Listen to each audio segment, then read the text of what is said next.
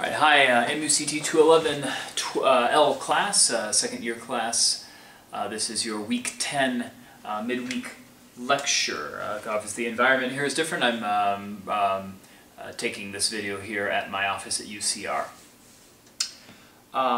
It's going to be a relatively short midweek lecture this week. I just want to deal with one concept, and I want you to come to class on Friday with this ready to go.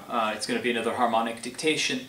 Okay, we've talked about quite a bit about different kinds of chords, and we've been mostly in the major mode. We're going to get into next quarter a little bit more into the minor mode, kind of review the things we've already learned in the major mode in the context of the minor mode. In any case, we've done secondary dominants, we've done a little bit of German, French, Italian augmented, some Neapolitan, that kind of stuff. But this is kind of where the dividing line between major mode and minor mode blurs a little bit, and that is in borrowed chords. Borrowed chords. Now, I'm not sure if you've gotten to that with Dr. Narducci in your second year theory lecture stuff, but it's a fairly simple process to understand, by ear, in ear training. Okay, so basically what a borrowed chord is, and this is done mostly in the major mode. It can be done the other way around, but mostly you're in major mode and you borrow a chord from minor. Okay, so for instance, you play 1, 4, 5, 1. Okay, all of those chords are major. 1, 4, 5, and 1 are major chords in the major mode. But if you borrow one of those chords from minor, for instance 4, you play major 1, minor 4, major 5, minor 1. You're borrowing that chord. You're going to need an accidental also in the chord itself. You'll have to include an accidental, and it changes the sound, makes it a little more spicy. It blunts the effect of the mode of the very strong major mode a little bit. That thing here's 1, 4, 5 in major mode. Okay, we know that very well. Now here's 1, 4, 5 in minor mode.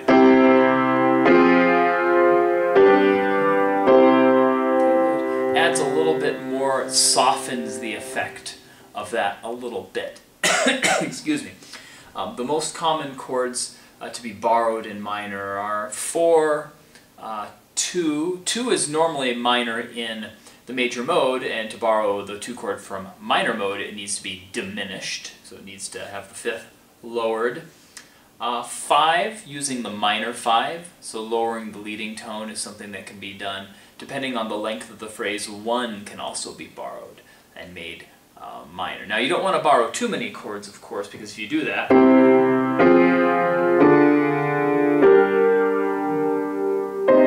you're just in minor mode.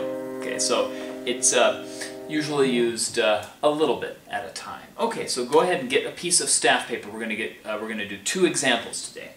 2 examples. Your first example, number 1, okay, and be sure that you come on Friday with these ready to go so we can talk about them. These will be bass-only dictations. Bass-only dictations. So just the bass clef and the spaces, okay, like what we did. Whenever we introduce a new concept, I like to do bass-only dictations. 9 chords, okay? 9 chords. I'm going to play this through twice. If you want to hear it again, of course, pull the slider back to the left on the video, and you can watch it as many times as you need. Okay, this is major mode. Okay, so we're following the bass, getting the qualities of the chords, and figuring out what the progression is. So come with your best guesses, educated guesses on Friday, and then we'll figure out the answers. Okay, here are the chords. Now, those of you who are pianists, I would advise you not to look at my hands as I play. If you can see them, I'm not sure if they're on the video or not, but Kevin especially, you're being a pianist, just don't look at my hands. Listen and see if you can figure this out. All right, 9 chords.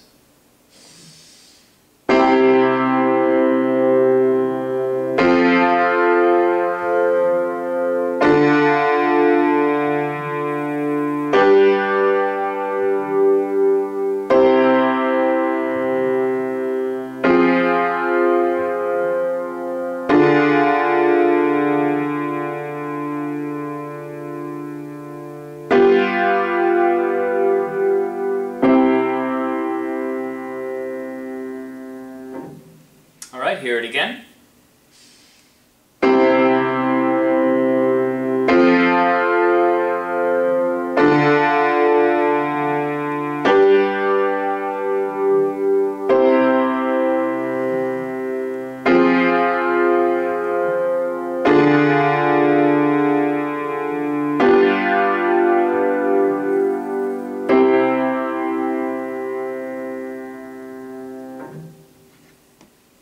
again, go ahead and listen to that as many times as you need. Number two. This will be another bass-only dictation, 7 chords only. 7 chords only. The first one, obviously, it was a little more simple, a little more root position, a little more generic motion. This is going to be a little bit more complex, some inversions, some other things. Again, the point is a C if you can identify where and what there are borrowed chords. Okay, 7 chords for number 2.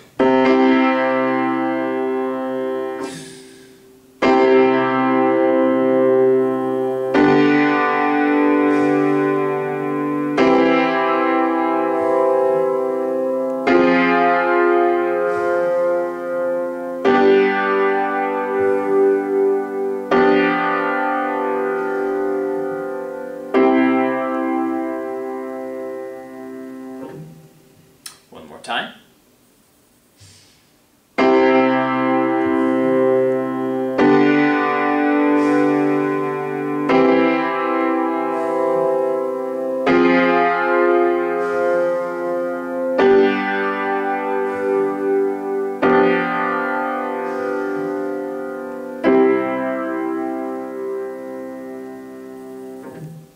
All right. Bring these 2 to class Friday, and we'll check them over and do some more borrowed chord stuff. See you then!